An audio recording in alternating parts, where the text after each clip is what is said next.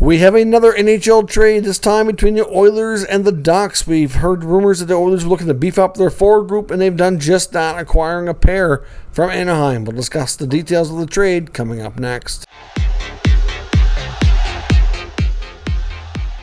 So welcome back to another video here, Top Shelf Hockey. As I mentioned, we have another significant trade in the NHL this afternoon, this time between the Edmonton Oilers and the Anaheim Ducks, and there's actually a third team here involved, which surprisingly was the Tampa Bay Lightning. Now, this trade with the Lightning, they come in as a third-party broker to retain a little bit of salary, which is not something you really ever see them do, so surprising in that sense. But the Edmonton Oilers have acquired Adam Henrique and Sam Carrick, both from the Anaheim Ducks. They get Henrique essentially at 75% retained. Anaheim keeps 50%.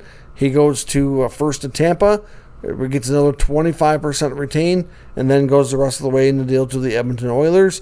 And then, of course, Sam Carrick, they keep 50% on his salary as well. So Ken Holland of the Oilers have already said getting Henrique at such a cheap price and Carrick at such a cheap price that they likely still would like to add on the blue line.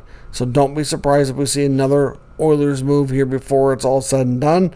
They also get the rights in this trade to reserve-less goaltender Ty Taylor. The Tampa Bay Lightning, for their efforts, will get a conditional 2025 fourth-round pick, and I believe the condition on that pick is whether or not the Oilers win the Stanley Cup. The Anaheim Ducks receive the 2024 first-round pick of the Oilers. They also get a 2025 conditional fifth-rounder, which is upgraded to a fourth-rounder if Edmonton wins the Cup as well. So the Ducks, for their efforts here, they get a first and a fourth, with the potential for that to be upgraded, and then they get Henrique and Carrick both out the door with salary retained. So now all salary retention spots available for the Ducks are now used. If they move anybody else, including Frank Vetrano, it would have to be at the full cap hit, or a third team would have to come in to retain any money for the acquiring team, because the Ducks would not be able to do that. So the Oilers get a couple of players here to help their bottom six, shore things up in that sense. As I mentioned, they're still rumored to be looking for help on the blue line.